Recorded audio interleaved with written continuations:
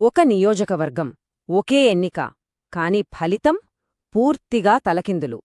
కేవలం 5 ఏళ్లలోనే 9,000కు పైగా ఓట్ల గెలుపు కాస్త 32,000కు పైగా ఓట్ల ఓటమిగా ఎలా మారింది?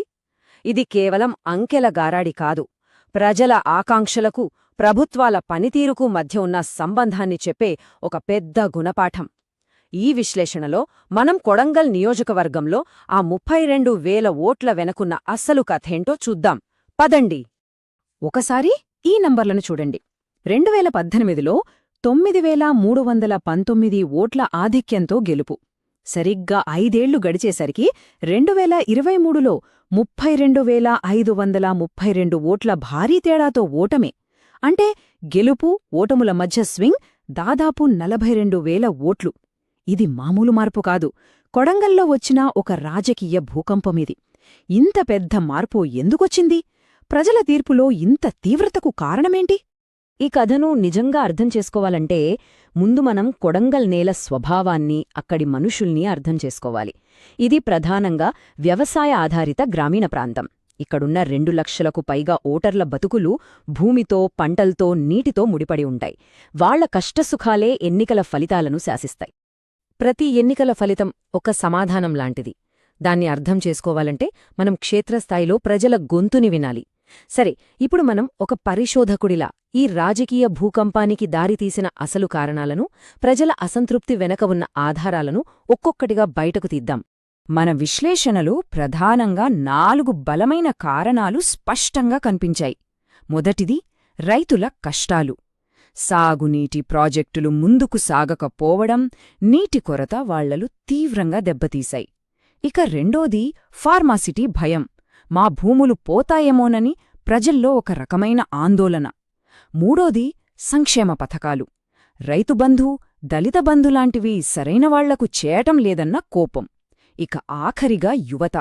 స్థానికంగా ఉద్యోగాలు లేక తీవ్ర నిరాశలో ఉన్నారు. ఈ 4 కలిసి ఒక పెద్ద తుఫానులా విరుచుకుపడ్డాయి. క్షేత్రస్థాయిలో బలంగా వినిపించిన మాట కొడంగల్ మండిపోతోంది.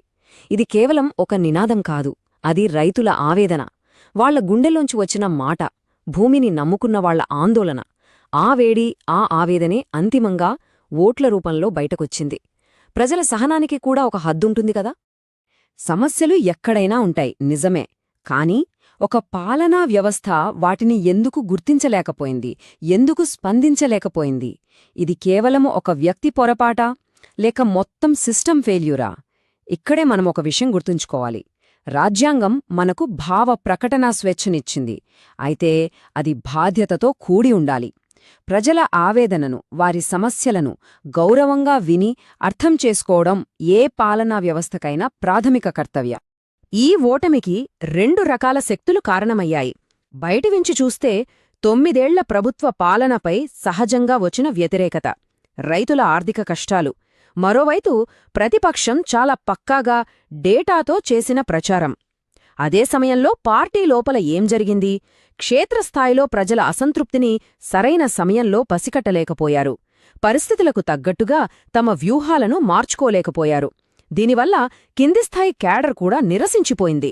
ఈ 2 కలిసినప్పుడు ఓటమి తప్పలేదు. ఇక్కడే మనం వ్యవస్థాగత వైఫల్యం అనే పదాన్ని సరిగ్గా అర్థం చేసుకోవాలి.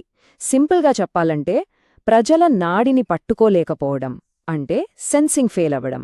పరిస్థితులకు తగ్గట్టు వ్యూహాలు మార్చుకోలేకపోవడం, అంటే సీజింగ్ ఫెయిల్ అవ్వడం. ఇంకా తమ లోపాలను తామే సరిదిట్టుకోలేకపోవడం, అంటే రీకాన్ఫిగరింగ్ ఫెయిల్ అవ్వడం. కొడంగల్లో అధికార పక్షం ఈ 3 కీలకమైన విషయాల్లోనూ వెనుకబడింది. ఇదే ఈ భారీ ఓటమికి అస్సలు కారణం. సరే, ఓటమిని విశ్లేషించడం ఒక ఎత్తు. కానీ ఆ విశ్లేషణ నుంచి ఏం నేర్చుకున్నాం, భవిష్యత్తుకు మార్గాన్ని ఎలా నిర్మించుకుంటాం అన్నదే ముఖ్యం. ఇప్పుడు కోల్పోయిన నమ్మకాన్ని తిరిగి ఎలా సంపాదించుకోవచ్చో ఈ డేటా ఆధారిత విశ్లేషణ ఏం చెప్తోందో చూద్దాం. ఇది ఒక రకంగా తిరిగి పుంజుకోవడానికి ఒక బ్లూప్రింట్ అన్నమాట.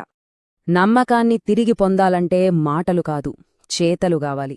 అందుకు 3 పనుల్ని యుద్ధ ప్రాతిపాదికన చేపట్టాలి. నంబర్ 1, రైతులకు ప్రాణమైన సాగునీటి ప్రాజెక్టులను వెంటనే పూర్తి చేయాలి.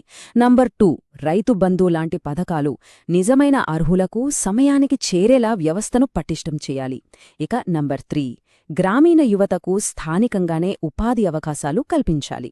ఈ మూడు ప్రజల ప్రధాన సమస్యలకు నేరుగా ఇచ్చే సమాధానాలు. ఇక దీర్ఘకాలిక వ్యూహం విషయానికొస్తే ఒక 5 సూత్రాల ప్రణాళికుంది. మొదటిది రైతుల సమస్యల తక్షణ పరిష్కారం. రెండోది సంక్షేమంపై మళ్లీ నమ్మకాన్ని కలిగించడం. మూడోది యువతను భాగస్వాములను చెయ్యడం. నాలుగోది రాజకీయ దూకుడును తగ్గించి ప్రజలతో నిర్మాణాత్మకంగా మెలగడం. ఐదోది కింది స్థాయిలో పార్టీ కేడర్ను బలోపేతం చెయ్యడం. ఈ 5 అడుగులు పార్టీని మళ్లీ ప్రజలకు దగ్గర చేస్తాయి. ఇక చివరిది, ఇది చాలా కఠినమైన సిఫార్సు. నాయకత్వ మార్పు వంటి సున్నితమైన విషయాలను పరిశీలించేటప్పుడు మనం వ్యక్తిగత గోప్యత, సమాచార భద్రతకు అత్యంత ప్రాధాన్యత ఇవ్వాలి. భారతదేశపు డీపీడీపీ చట్టం ప్రకారం ప్రతి వ్యక్తి సమాచారానికి వారే యజమానులు.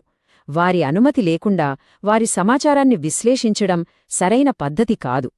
పైన చెప్పిన అన్ని ప్రయత్నాలు చేసినా ప్రజల నమ్మకాన్ని గెలవలేకపోతే వ్యవస్థలో మార్పు కోసం ఒక్కొక్కసారి నాయకత్వంలో కూడా మార్పు అవసరమవుతుంది. అభ్యర్థిని మార్చడాన్ని కూడా పరిగణించాల్సి ఉంటుందని డేటా స్పష్టంగా సూచిస్తోంది. ఈ మొత్తం రాజకీయ పోరాటాన్ని మనం ఇంకో కోణంలో కూడా చూడొచ్చు. కేవలం సమస్యలు, పరిష్కారాలుగానే కాకుండా మన సంస్కృతిలో, మన ఆలోచనా విధానంలో భాగమైన చతుర్ముఖ సిద్ధాంతం దృష్టితో చూస్తే మరిన్ని లోతైన విషయాలు అర్థమవుతాయి. చూడండి, ఏ రాజకీయ పోరాటంలోనైనా 4 శక్తులు పనిచేస్తాయి. శివుడిలా దూకుడు చూపించడంలో అధికారపక్షం మాటలు బిడిసికొట్టాయి. విష్ణువులా స్థిరత్వం ఇస్తామంటే అది స్తబ్దతలా కనిపించింది. బ్రహ్మలా కొత్తదనం, సృజనాత్మకత తీసుకురావడంలో వెనుకబడ్డారు. ఇక దుర్గల రక్షణ కల్పించడంలో, భూముల విషయంలో వచ్చిన ఆరోపణలతో ఆ నమ్మకాన్ని కోల్పోయారు. అదే సమయంలో ప్రతిపక్షం ఈ 4 పాత్రలను సమర్థవంతంగా పోషించింది. ఇలా 4 వ్యూహాత్మక రంగాల్లోనూ విఫలమవ్వడం సంపూర్ణ ఓటమికి దారితీసింది. మళ్ళీ మనం మొదలుపెట్టిన దగ్గరికే వచ్చాం. -32,532. ఈ నంబర్ను అంత తేలిగ్గా మర్చిపోకూడదు. ఇది యాక్సిడెంట్ కాదు, ఇదొక పొరపాటు కాదు. ఇది కొడంగల్ ప్రజలు చాలా స్పష్టంగా, చాలా బలంగా ఇచ్చిన తీర్పు. ఈ తీర్పు వెనుక ఉన్న సందేశాన్ని విస్మరించడం ఏ రాజకీయ వ్యవస్థకైనా మంచిది కాదు. చివరగా, కొడంగల్ ఉదంతం మనందరికీ చెప్పే పాఠం ఒక్కటే. ప్రతి నాయకుడు, ప్రతి పార్టీ తమను తాము వేసుకోవాల్సిన ప్రశ్న ఒకటుంది. మా పాలనా వ్యవస్థ నిజంగా క్షేత్రస్థాయిలో ప్రజల మాట వింటోందా? వారి గుండె చప్పుడు మాకు వినిపిస్తోందా? ఎందుకంటే ప్రజల మాట విననప్పుడు వారి తీర్పు ఇలాగే నిశ్శబ్దంగా కాని చాలా బలంగా ఉంటుంది. మీరు కూడా ప్రజల మనిషిగా మారి మీ నియోజకవర్గాన్ని అభివృద్ధి పథంలో నడిపించాలనుకుంటే blueprintstrategies.ai ని సంప్రదించండి. మా ఇమెయిల్ mgr@blueprintstrategies.ai లేదా మా ఫోన్ నంబర్ 08042041602. రాజకీయాలకు అతీతమైన లక్ష్యం.